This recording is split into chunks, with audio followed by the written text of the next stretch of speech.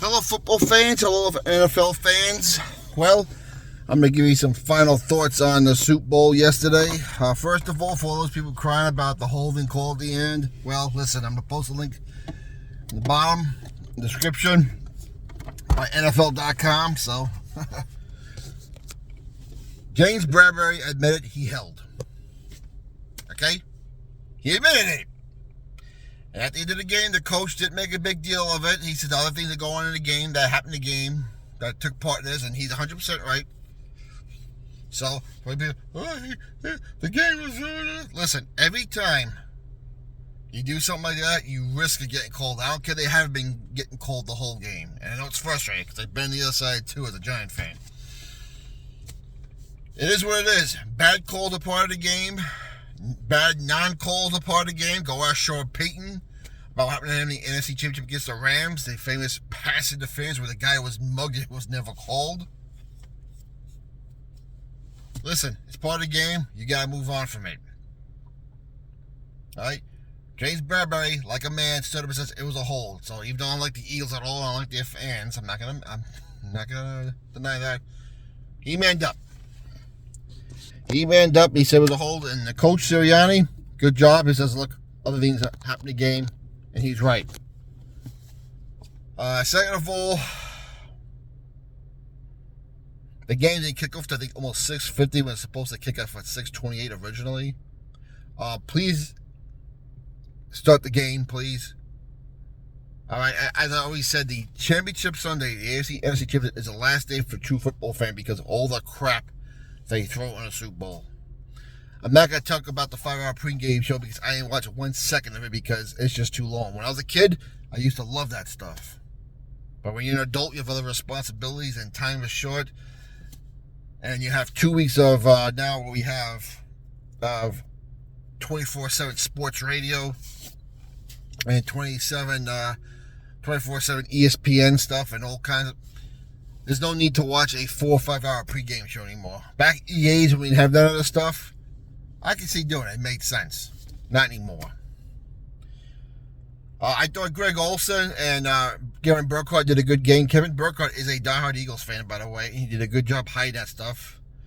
I wouldn't say he's Joe Buck or Jim Nantz, but he does a good job. I think he has good chemistry with Greg Olsen. And even though I disagree with Greg Olsen on the call, he stuck to his guns, even though Pereira tried to say, listen, this is the why you got called that. Listen, I can respect Olsen's opinion. And not for nothing, I think Greg Olsen's way better than Tony Romo. Oh, God, I cannot stand Romo. He needs he's worse than Theismann. Joe Theismann ever was. But that's the second thing. Third, I thought the overall Fox broadcast did a very good job of covering the game. The only thing I might have missed, someone quick me on this, I don't think they did an interview with the losing coach, Sirianni. I mean, I know the Chiefs won. You want to get Andy Reid, you want to get Mahomes, you want to get all the good guys, and the field goal kicker, I get it. But you need to spend a few minutes getting a couple of questions from the other team's coach or a player. I'm just saying. Again, I know we had Fox Sports 1 took over after Fox did the game, but the main network should at least spend a little time doing it. Second of all, the halftime show. I am a Rihanna fan. I do like a lot of her music. I wouldn't say all of it. But that part about, first of all, her being pregnant and being up 50 yards in the air, trying to balance herself on that, I give her credit. And singing while pregnant. Oh, baby. But this whole thing about, her sticking her fingers down by her twat and sniffing it, it's like, really? Okay. So we had to go with the satanic cult stuff again, did we? And meanwhile, my 12-year-old daughter's watching this, and I think she missed it because I didn't say, Dad, did you see that? Because that's the way she is. And I'm like, oh, God, please, baby, hope you didn't see that. But again, you have a national TV audience on a major network where it's not going to be censored. Have a little class, Rihanna. Seriously, have a little class.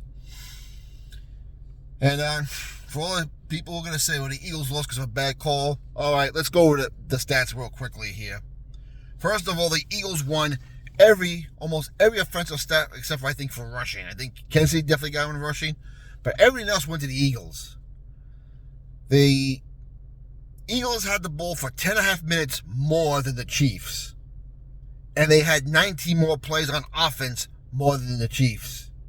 They literally dominated that first half,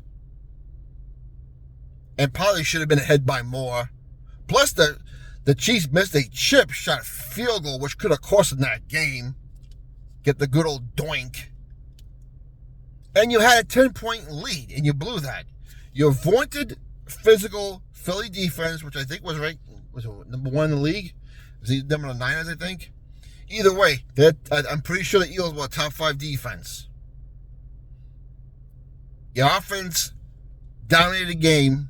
You had a couple big leads, and you couldn't hold it. Okay? So your vaunted defense was not so vaunted. Another point, the Eagles have gotten a lot of breaks this year, especially in the playoffs. But hey, good teams make their breaks. It's part of the game. Every team that has a good run gets some breaks. That's just the way it is. Then there's nothing wrong with that. It's just the way sports is. I mean, they got a few calls here and there, and they played the NFC Championship game against an offense who didn't have a quarterback for half the game.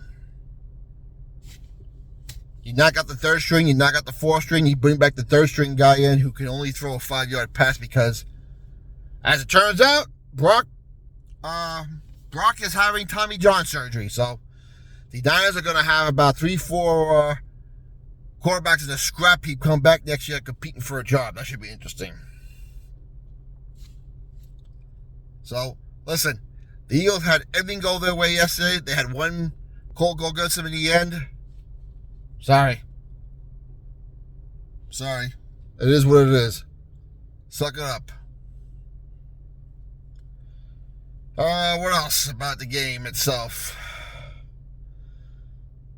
Game ended late. It ended a little bit after 10. I'm glad I decided I wasn't going to work overtime last night because I would have been late for that and I would have missed the game. So, hey, retirement is just around the corner for me anyway. So, regardless. And that's about it.